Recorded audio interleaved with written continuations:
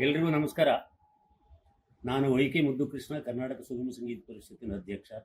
ಈ ಬಾರಿ 19ನೇ ರಾಜ್ಯ ಮಟ್ಟದ ಸುಗಮ ಸಂಗೀತ ಸಮ್ಮೇಳನ ಗೀತೋತ್ಸವ 2025 ಆಗಸ್ಟ್ 2 ಮತ್ತು 3ನೇ ತಾರೀಕು ಮೈಸೂರಿನ ಕಲಾಮಂದಿರದಲ್ಲಿ ನಾವು ಆಯೋಜಿಸಿದ್ವಿ. ಬಹುಶಃ ಇದು ಅಪರೂಪದ ಒಂದು ಸಮ್ಮೇಳನ. ಯಾಕೆಂದರೆ ಮೈಸೂರು ಭಾಳ ಹೆಸರುವಾಸಿಯಾದಂಥ ಸ್ಥಳ, ಸಾಂಸ್ಕೃತಿಕ ನಗರಿ ಅಂತಲೇ ಕರೆಸ್ಕೊಂಡಿರ್ತಕ್ಕಂಥ ಒಂದು ನಗರ ಅಲ್ಲಿ.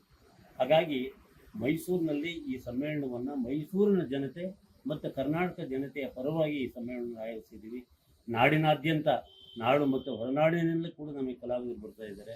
ಸಾಕಷ್ಟು ಸಂಖ್ಯೆಯಲ್ಲಿ 250ರಿಂದ 300 ಜನ ಕಲಾವಿದರು, ಕವಿಗಳು ಎಲ್ಲ ಜಮಾಯಿಸ್ತಾ ಇದ್ದಾರೆ. ಅಲ್ಲಿ ಅದ್ಭುತವಾದ ಕಾರ್ಯಕ್ರಮಗಳನ್ನ ರೂಪಿಸ್ಕೊಂಡಿದ್ದೀವಿ.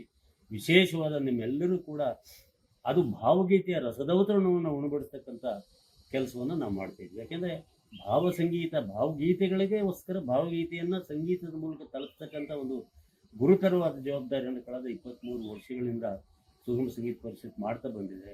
ಹಾಗಾಗಿ ಈ ಅಪರೂಪದ ವಿಶಿಷ್ಟವಾದ ಸಮ್ಮೇಳನವನ್ನು ಮೈಸೂರು ಕಲಾಮಂದಿರದಲ್ಲಿ ಆಯೋಜಿಸಿರೋದ್ರಿಂದ ತಾವೆಲ್ಲ ದಯವಿಟ್ಟು ಈ ಸಮ್ಮೇಳನಕ್ಕೆ ಬರಬೇಕು. ವಿಶೇಷವಾಗಿ ನಾಡಿನ ಹೆಸರಾಂತ ಸಂಗೀತ ನಿರ್ದೇಶಕ, ಸಂಗೀತಗಾರ, ಗಾಯಕ ಶ್ರೀನಿವಾಸ್ ಉಡುಪ ಅವರು ಈ ಸಮ್ಮೇಳನದ ಅಧ್ಯಕ್ಷ ಆಗಿರ್ತಾರೆ.